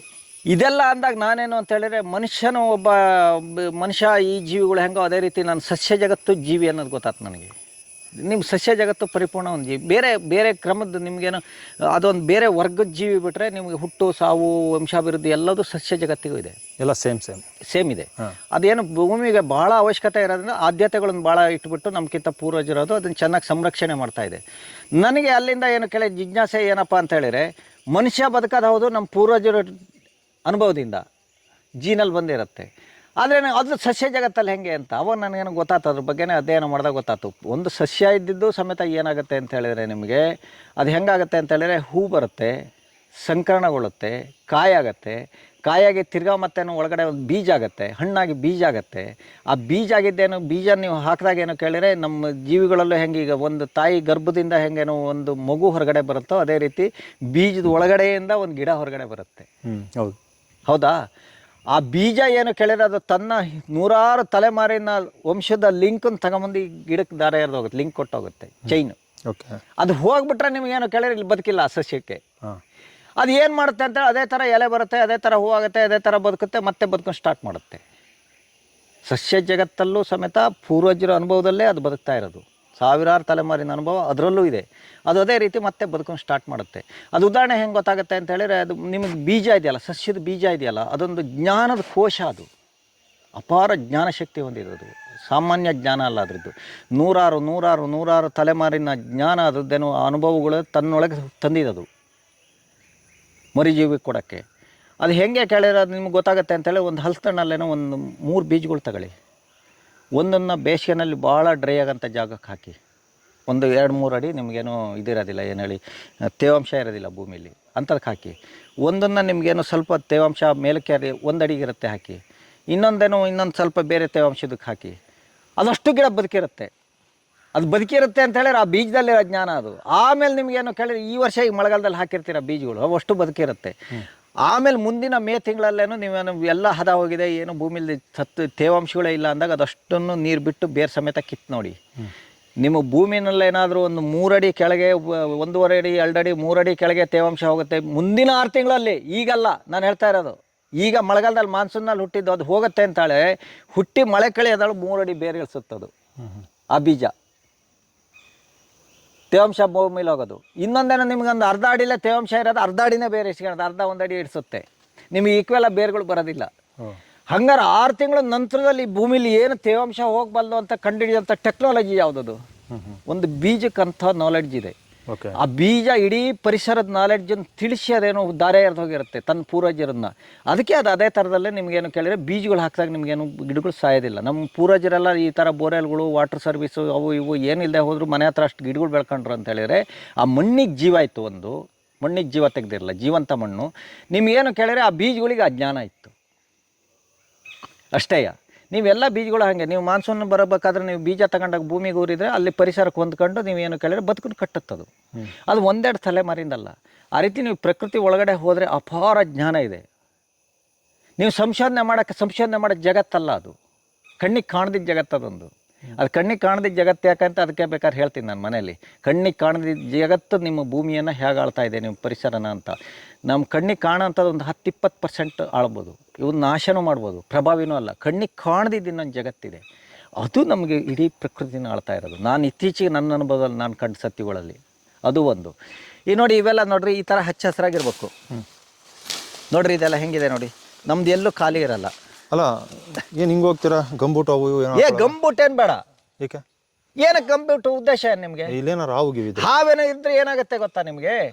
ಅದೇ ನಮ್ಮ ತಪ್ಪು ಕಲ್ಪನೆಗಳು. ನಾವು ಪ್ರಕೃತಿ ಒಳಗಡೆ ಹೋಗದೆ ಇನ್ನೊಂದು ಬರೇ ಈ ಥರದ್ದೇ ನಾವು ನೋಡ್ತಾ ಹೋದರೆ, ಯಾರೋ ಹೇಳಿದ್ ಕೇಳ್ತಾ ಹೋದ್ರೆ ಹಂಗಾಗೋದು. ಈಗ ಏನಾಗುತ್ತೆ ಅಂತೇಳಿ ಹಾವಿದೆ ಅಂತ ಇಟ್ಕೊಳ್ರಿ. ಈಗ ಇದರಲ್ಲಿ ಈಗ ಒಂದು ಹಾವಿದೆ ಅಂತ ಇಟ್ಕೊಳ್ರಿ. ನೀವು ಇದಿಷ್ಟು ನಿಮ್ಮ ಜಾಗ ಅಂತೇಳಿ ಕ್ಲೀನ್ ಮಾಡಿದ್ದೀರಿ ಇಟ್ಕೊಳ್ರಿ. ಹಾಂ, ಇದರಲ್ಲಿ ಖಾತೆ ಜಾಗ ಅಂತೇಳಿ ಗೊತ್ತಾ? ಇಲ್ಲ. ಹಾವಿಗೆ ಇಲ್ಲ. ಇವನು ಸರ್ವೆ ಮಾಡಿಸ್ಯಾನೆ, ದುಡ್ಡು ಕೊಟ್ಟಿಯಾನೆ ಅನ್ನೋದು ಗೊತ್ತಾ? ಏನು ಗೊತ್ತಿಲ್ಲ. ಅದು ಆ ಜಗತ್ತೇ ಗೊತ್ತಿಲ್ಲ ಅದಕ್ಕೆ. ಅದು ಏನು ಮಾಡುತ್ತೆ ಅಂತ ಹೇಳಿದ್ರೆ, ಇಲ್ಲೇನು ಖಾಲಿ ಜಾಗ ಇದೆ ಅಂತ ಹೇಳಿದ್ರೆ ಏನಾಗುತ್ತೆ ಅಂತೇಳಿ ನಿಮ್ಮ ಜಾಗಕ್ಕೇನು ಬರುತ್ತೆ. ಬಂದಾಗ ಏನಾಗುತ್ತೆ ಇದರಲ್ಲಿ ಅಂತ ಹೇಳಿದ್ರೆ, ನಿಮ್ಗೆ ಅವಾಗೇನು ಕೇಳಿದ್ರೆ ಅದಕ್ಕೇನೋ ನಿಮಗೂ ದೂರದಲ್ಲಿ ಕಾಣುತ್ತೆ. ಹೌದು, ಭಯ ಬೀಳ್ತೀರಾ. ಕ್ಲೀನ್ ಮಾಡಿಸಿರ್ತೀವಲ್ಲ, ಕಾಣುತ್ತೆ. ಅದಕ್ಕೂ ಏನಾಗುತ್ತೆ, ತಪ್ಪಿಸ್ಕೊಳಕ್ಕೆ ಜಾಗ ಇರಲ್ಲ, ಭಯ ಬೀಳುತ್ತೆ. ಮನುಷ್ಯನ ಎದುರ ಕಾಣಕ್ಕೆ ಭೂಮಿ ಮೇಲೆ ಯಾವ ಜೀವಿಗಳಿಗೆ ಇಷ್ಟ ಇಲ್ಲ. ಅದು ಜೀನಲ್ಲೇ ಬಂದಿದೆ. ಯಾಕೆ ಅಂತ ಹೇಳಿದ್ರೆ ನಾವು ರಾಮಾಯಣದಲ್ಲೇ ಆನೆ ಪಳಗಿಸ್ತವ್ರು. ಹಾಗಾಗಿ ಇವನು ಎದುರ್ಸೋಕ್ಕಾಗಲ್ಲ ಅನ್ನೋದೆಲ್ಲ ಪಲಾಯನ ಮಾಡೋದೆ ಎಲ್ಲ ಜೀವಿಗಳು ಓಡಾಕ್ತವೆ. ನಿಮಗೆ ಇದು ಯಥೇಚ್ಛ ನಿಮ್ಗೆ ಹೆಂಗೆ ಅಂತ ಹೇಳಿದ್ರೆ, ಈ ಥರ ಹಳ ಇದ್ರೆ ಇಲ್ಲ ಹಾವಿದೆ ಅಂತ ಇಟ್ಕೊಳ್ರಿ. ಈಗ ಹಾವಿದೆ ಅಂತಂದರೆ ಏನು ಕೇಳಿದ್ರೆ ನನ್ನ ಸೌಂಡಲ್ಲಿ ಗೊತ್ತಾಗುತ್ತೆ. ಪ್ರತಿ ಜೀವಿಗೂ ಹೆಂಗಿದೆ ಅಂತ ಹೇಳಿದ್ರೆ ಅದ್ರ ಬದುಕು ಹೆಂಗಿದೆ, ಇಲ್ಲದ್ರೆ ಇಲ್ಲಿ ಬದುಕಿಲ್ಲ. ಅದ್ರದ್ದು ಚಿಪ್ಪಿದೆ, ಎಲ್ಲ ಜೀವಿಲು ಜ್ಞಾನದ ಒಂದು ಚಿಪ್ಪಿದೆ, ಬುದ್ಧಿ ಅಂತೀವಿ. ಅದೇನಾಗುತ್ತೆ ಅಂತ ಹೇಳಿದ್ರೆ ಅದರಲ್ಲಿ ಹೆಂಗೆ ಈಗ ಹಾವಿದೆ ಅಂತ ಹೇಳಿದ್ರೆ, ನಿಮ್ಗೊಂದು ಆಹಾರ ಬಂದರೆ ಓಡೋಕ್ಕೆ ಕ್ಯಾಚ್ ಮಾಡುತ್ತೆ, ವೈರಿ ಕಂಡ್ರೆ ತಪ್ಸ್ಕೊಂಡು ಓಡೋಗುತ್ತೆ. 2 ಒಂದರಲ್ಲೇ ವರ್ಕ್ ಆಗುತ್ತೆ. ಗೊತ್ತಾಯ್ತಾ ನಿಮಗೆ? ಈಗ ಇದರಲ್ಲಿ ಹಾವಿದೆ ಅಂತ ಹೇಳಿದ್ರೆ ನಾವೀಗ ಬಂದ್ವಿ ಅಂತ ಹೇಳ್ಕೊಂಡು ನಾವು ವೈರಿ ಅಂತ ಹೇಳಿ ಗೊತ್ತಾದ್ಕೊಳ್ಳೆ ಏನೋ ಕಳೆ ತಪ್ಸ್ಕೊಂಡು ಹಿಂಗೆ ಹೋಗ್ತಾ ಇರುತ್ತೆ. ನಾನು ಹಿಂಗೇನು ಹೋದ್ರೆ ಅದು ಇನ್ನೇನು ಹೋಗ್ತಾನೆ ಇರುತ್ತೆ ಮುಂದೆ. ಅಡ್ಗ ಅವಶ್ಯಕತೆ ಇಲ್ಲ, ನಿಮ್ಗೆ ಕಾಣೋದು ಇಲ್ಲ. ಅದು ನಮ್ಮ ಎದುರಿಗೆ ಬರಲ್ಲ. ನಿಮ್ಮ ಎದುರು ಬರೋಕ್ಕೆ ನಿಮ್ಗೆ ಕಾಣೋದೇ ಇಲ್ಲಲ್ಲ. ನನ್ನ ಹತ್ರ ಯಥೇಚ್ಛ ಹಾವುಗಳಿದಾವೆ. ಕಾಳಿಂಗ್ ಸರ್ಪ ಇದೆ, ಸರ್ಪನಾವಿದೆ, ಹುಲಿಗ ನಡ್ಕ ಇದೆ, ಎಲ್ಲದೂ ಇದಾವೆ. ನಾವು ಆರಾಮಾಗಿ ಇದ್ರಲ್ಲಿ ತಿರುಗಾಡ್ತೀವಿ. ನಮ್ಗೆ ಯಾವುದು ಏನಕ್ಕೆ ಕಾಣೋದಿಲ್ಲ, ಎದುರು ಬರೋದಿಲ್ಲ ಅಂತ ಹೇಳಿದ್ರೆ ಅದಕ್ಕೆ ವೈರಿ ಅಂತ ಹೇಳಿ ಗೊತ್ತಾದ್ಕೊಳ್ಳಿ. ನೀವು ಸ್ಪೀಡ್ ಹೋದ್ರೆ ಅದು ಸ್ಪೀಡ್ ಆಗುತ್ತೆ, ತಪ್ಸ್ಕೊಂಡು ಹೋಗ್ತಾ ಇರುತ್ತೆ. ನೀವು ಅದು ಖಾಲಿ ಜಾಗ ಇಟ್ಟರೆ ನಿಮ್ಗೆ ಸದಾಕಾಲ ಅದಕ್ಕೆ ಬಯಲ್ಸಿ ಮೇಲೆ ನಿಮ್ಗೆ ಹಾವು ಕಡ್ದು ಶಾಸ್ತ್ರಿ. ಅದರಲ್ಲೂ ನಾನು ಇತ್ತೀಚೆಗೆ ಕಂಡ ಸತ್ಯಗಳಲ್ಲಿ ಹೆಂಗೆ ಅಂತ ಹೇಳಿದ್ರೆ, ಪ್ರಾಣಿಗಳು ಮೆದ್ಲಲ್ಲೂ ನೋಡಿ ಎಂಥ ಜ್ಞಾನ ಇದೆ ಅಂತ ಹೇಳಿದ್ರೆ, ಅದೊಂದು ರಿಮೋಟ್ ವರ್ಕ್ ಆಗತ್ತೆ ಅದು ದೂರದಿಂದ. ಆ ರಿಮೋಟ್ ವರ್ಕ್ ಆಗೋ ಟೆಕ್ನಾಲಜಿನೂ ಹೆಂಗಿದೆ ಅಂತ ಹೇಳಿದ್ರೆ, ನಾನು ಇತ್ತೀಚೆಗೆ ಕಂಡಂಗೆಯ ನಿಮ್ಗೆ ಯಾವ್ದಾದ್ರು ಒಂದು ಸ್ಪೀಡಾಗಿ ಬರೋ ಜೀವಿ, ಒಂದು 100 ಕಿಲೋಮೀಟ್ರ್ ಸ್ಪೀಡಲ್ಲಿ ಬರೋ ಜೀವಿ ಆದರೆ ಒಂದು 100 ಮೀಟ್ರ್ ದೂರದಿಂದ ವರ್ಕ್ ಆಗುತ್ತೆ. ತಪ್ಸ್ಕೊಳಕ್ಕೆ ಬೇಕಲ್ಲ, ಆ ತಪ್ಸ್ಕೊಂಡು ಅಷ್ಟು ದೂರದಲ್ಲಿ ಅದೇನು ವರ್ಕ್ ಆಗುತ್ತಾ? ಅದರಲ್ಲೂ ಅಂಥ ಟೆಕ್ನಾಲಜಿ ಮತ್ತು ಒಳಗಡೆಗಿದೆ. ನಿಮ್ಗೆ ನಿಧಾನ ಬರೋ ಜೀವಿ ಆದರೆ ಏನು ಕೇಳಿದ್ರೆ, ಭಾಳ ದೂರದ ಒಂದು 10 ಮೀಟ್ರಿಂದ ಒಂದು 10 ಕಿಲೋಮೀಟ್ರ್ 20 ಕಿಲೋಮೀಟ್ರ್ 10 ಕಿಲೋಮೀಟ್ರ್ ಬರೋ ಜೀವಿ ಬಂದು ಅಟ್ಯಾಕ್ ಮಾಡುತ್ತೆ ಅನ್ನೋದಾದರೆ ಒಂದು 10 ಮೀಟ್ರಲ್ಲಿ ವರ್ಕ್ ಆಗುತ್ತೆ. ಓಕೆ, ನಿಮ್ಗೊಂದು 100 ಕಿಲೋಮೀಟ್ರ್ ಸ್ಪೀಡಲ್ಲಿ ಬರೋಂಥ ಜೀವಿ ಅಂತೇಳಿ 100 ಮೀಟ್ರಲ್ಲಿ ವರ್ಕ್ ಆಗುತ್ತೆ. ಇಲ್ಲದ್ರೆ ಈ ಜೀವಿ ತಪ್ಸ್ಕೊಳಕ್ಕಾಗಲ್ಲ. ಹೌದು. ಆ ರಿಮೋಟ್ ಸಮೇತ ವರ್ಕ್ ಆಗೋದ್ರಲ್ಲಿ ಹೆಂಗಿದೆ ಕೇಳಿದ್ರೆ, ಅದು ಸ್ಪೀಡನ್ನ ಎಲ್ಲ ಆ ಕ್ಷಣದಲ್ಲಿ ಗ್ರಹಿಸಿಬಿಟ್ಟು ಅದು ವರ್ಕ್ ಆಗೋಂಥ ಟೆಕ್ನಾಲಜಿ ಒಂದಿದೆ. ಅವೆಲ್ಲ ಭೇದಿಸೋಕ್ಕಾಗದಿದ್ದಂಥ ಟೆಕ್ನಾಲಜಿಗಳು ಪ್ರಕೃತಿಲಿರೋದು. ನಮ್ಮ ನಿಲುವಿಗೆಲ್ಲ ಸಿಕ್ಕಲಾರ್ದೆ ಇಲ್ದಾರೆ ಇಷ್ಟೆಲ್ಲ ಜೀವಿಗಳು ಇಲ್ಲೆಲ್ಲ ಬದುಕಕ್ಕೆ ಸಾಧ್ಯನಂದ್ರಿ? ನೀವು ಸಾಧ್ಯವೇ ಇಲ್ಲ, ಎಲ್ಲದೂ ಸತ್ತೋಗ್ಬಿಡವು. ನಿಮ್ಗೆ ಯಾವುದು ಕಾಟುಗಳು ನೋಡ್ರಿ, ನಾವು ಇಷ್ಟೆಲ್ಲ ನಿಂತ್ಕೊಂಡ್ರೆ ನೋಡ್ರಿ, ನಮ್ಗೆ ಇಲ್ಲಿ ಒಂದೇ ಒಂದು ಸೊಳ್ಳೆ ಇಲ್ಲ, ನುಸಿ ಇಲ್ಲ. ಹೌದಾ? ಎಲ್ಲರೂ ತೋಟದಲ್ಲೂ ನುಸಿ ಸೊಳ್ಳೆ ಎಲ್ಲ ವಿಚಿತ್ರವಾಗಿದೆ, ಇದು ಹೆಂಗಪ್ಪ ಬದುಕೋದು ಅಂತೇಳೇನೋ ಅಷ್ಟೇನೋ ಮಾಡ್ತಾರೆ. ಹೌದಾ? ನನ್ನಲ್ಲಿ ಯಾಕೆ ಸೊಳ್ಳೆ ಇಲ್ಲ ಹೇಳ್ರಿ? ನನಗೂ ಏನಾಯ್ತು ಅಂತ ಹೇಳಿದ್ರೆ, ಈಗ ಒಂದು ಕೆರೆ ಕಟ್ಟಿದೆ ನಾನು. ಕೆರೆ ಕಟ್ಟಿದವನೇನು ಕೇಳಿದ್ರೆ, ಈಗ ಒಂದು 5-6 ವರ್ಷಕ್ಕೆ ಕೆಳಗೆಲ್ಲ ಭಾಳ ಸೊಳ್ಳೆ ಇದ್ದು, 10 ವರ್ಷಕ್ಕೆ ಕೆಳಗೆಲ್ಲ ಬರ್ತಾ ಬರ್ತಾ ಬರ್ತಾ ಅದು ಜೀವಂತ ನೀರು ಆಗ್ತದು. ಯಾವುದೋ ಕೆಮಿಕಲ್ಗಳು ಯಾವುದರಿಂದ, ಜೀವಂತ ಮಣ್ಣಲ್ಲ, ಜೀವಂತ ನೀರು ಬೇಕು ನಿಮಗೆ. ಹಿಂದೆ ಹೊಳೆಗಳಲ್ಲಿ ಇದರಲ್ಲೆಲ್ಲ ಜೀವಂತ ನೀರು ಇರೋದು ನಿಮ್ಗೇನು ಅಂತ ಹೇಳಿದ್ರೆ, ಅದರಲ್ಲೇನೋ ಜೀವಿಗಳಿರೋವು, ಮೀನು ಗೀನು ಎಲ್ಲವೂ ಗೊಜ್ಜಮಟ್ಟ ಎಲ್ಲವೂ ಹರಿದಾಡವು. ಮಣ್ಣಿಗೆ ನೀವೇನೋ ಇದು ನೀರಿಗೇನೋ ಭಾಳ ಕೆಮಿಕಲ್ಗಳು ಇದೆ, ಅಲ್ಲ ಮಣ್ಣು ಥರನೇ ನಿಮಗೇನು ನೀರು ಸತ್ತೋತು, ಜೀವ ಇಲ್ದಿದ್ದ ನೀರು. ಹೌದು. ನೀವು ನೀರಿದೆ ಬಿಟ್ರೆ ಅದರಲ್ಲೇನೋ ಜೀವ ಬದುಕಂತ ವ್ಯವಸ್ಥೆಗಳಿಲ್ಲ. ಮಣ್ಣಿದೆ, ಅದ್ರಲ್ಲಿ ಜೀವ ಇಲ್ಲ. ಹಾಗೆ ನಿಮ್ಗೆ ಅಲ್ಲೇನಾಗುತ್ತೆ ಅಂತ ಹೇಳಿದ್ರೆ, ಆ ನೀರಲ್ಲೇನೋ ನನಗೆ ಬೇಸಿಗೆಯಲ್ಲಿ ನೀವು ಬಂದು ನೋಡಿ, ನಮ್ಮ ಕೆರೆ ನಾನು ಕಾಡು ಮಾಡೋದಕ್ಕಿಂತ ಮುಂಚೆ 20 ಅಡಿ ತೆಗೆದು ನೀರಿಲ್ಲ ಕೆರೆನಲ್ಲಿ. ಈ ಕೋಡಿ ಉಕ್ಕಿ ಹೋಗುತ್ತೆ, ಅದೆಲ್ಲ ಬೇರೆ ಬೇರೆ ವಿಚಾರಗಳು. ಅಷ್ಟು ನೀರು ಕೆರೆ ಖಾಲಿ ಮಾಡೋಕ್ಕೆ ಆಗಲ್ಲ, ಅಷ್ಟು ನೀರು ಬಂತು. ಕಾಡಿಗೂ ನೀರಿಗೂ ಅಷ್ಟು ನಂಟು. ಗೊತ್ತಾಯ್ತಾ ನಿಮಗೆ? ಕಾಡಿಲ್ಲದೆ ನೀವು ಇಲ್ಲೇನೋ ನೀರು ಮಾಡೋಕ್ಕಾಗಲ್ಲ. ಪ್ರತಿಯೊಂದು ಮರದ್ದು ದೊಡ್ಡ ಬೇರು ನಿಮಗೇನು ಏನು ಮಾಡುತ್ತೆ ಅಂತ ಹೇಳಿದ್ರೆ, ನಿಮಗೇನು ಬೋರ್ವೆಲ್ ಕೆಲಸನೇ ಮಾಡೋದು. ಅದು ಬೋರ್ವೆಲ್ ನೀರು ಎತ್ತುತ್ತೆ ಬಿಟ್ಟರೆ ಇಳಿಸೋ ಯೋಗ್ಯತೆ ಇಲ್ಲ ಅದಕ್ಕೆ. ಇದು ಹಂಗಲ್ಲ, ನೀವೇನು ಮಳೆಗಾಲದಲ್ಲಿ ನೀರನ್ನು ಅಂತರ್ಜಲಕ್ಕೆ ಕಳಿಸುತ್ತೆ. ಈ ಮರಗಳೆಲ್ಲ ಈಗ ಹೋಗಿರುತ್ತೆ, ಈ ಮರ ಇಳಿಸ್ತಾ ಇದೆ. ಅದೇನು ನೀರು ಮಳೆಗಾಲದಲ್ಲಿ ಇಳಿಸುತ್ತೆ, ಬೇಸಿಗೆಲ್ಲೇನೋ ಎತ್ತು ಕೊಡುತ್ತೆ ಬೇರೆ ಗಿಡಗಳಿಗೆ. ಹೌದು, ಬೇರೆದಾವುದು ಆವಿ ಮಾಡೋ ಮತ್ತೇನು ಕೊಡುತ್ತೆ. ಅದೆಲ್ಲ ಬೇರೆ ಬೇರೆ ವಿಚಾರಗಳು. ಅದು ಈ ಸೆಕ್ಷನ್ ಎಲ್ಲ ಬರೋದಿಲ್ಲ. ಆ ರೀತಿ ನಿಮ್ಗೇನು ಕೇಳಿದ್ರೆ, ನಮ್ಮ ಬೇಸಿಗೆನೆಲ್ಲ ಕೆರೆನಲ್ಲಿ ಒಂದು ಚೂರು ಕೈ ಹಾಕ್ತಿದ್ದಷ್ಟು ಗೊಜ್ಜುಮಟ್ಟೆಗಳು ಆಗ್ತಾ ಇದಾವೆ ಈಗ. ಗೊಜ್ಜುಮಟ್ಟೆ ಅಂತೀವಿ ನಾವು ಕಪ್ಪೆ ಮರಿಗಳಿಗೆ. ಕಪ್ಪೆ ಮರಿಯ ಇನ್ನೊಂದು ಅವಸ್ಥೆ ಗೊಜ್ಜುಮಟ್ಟೆ ಅಂತೀವಿ ನಾವು. ಅದೇ ಸಣ್ಣ ಹಿಂಗ್ ಅಂತಾವಲ್ಲ, ಬಾಲ ಇರ್ತಾವಲ್ಲ, ಅವು ಗೊಜ್ಜುಮಟ್ಟೆಗಳು. ಕಪ್ಪೆಲ್ಲಿ ಬೇರೆ ಬೇರೆ ಇದಾವೆ ಅವು. ನಮ್ಮ ಬೇಸಿಗೆಯಲ್ಲಿ ಎಷ್ಟು ಕಪ್ಪೆಗಳು ಆಗ್ತಾವೆ ಅಂತ, ಮರಿಗಳು ಆಗ್ತಾವೆ ಅಂತೇಳಿ ನೀವು ಕೈ ಹಿಂಗೆ ಹಾಕೋಕ್ಕಾಗಲ್ಲ. ಹಿಂಡು ಗೊಜ್ಜುಮಟ್ಟೆಗಳು ಆಗ್ತಾ ಇದಾವೆ.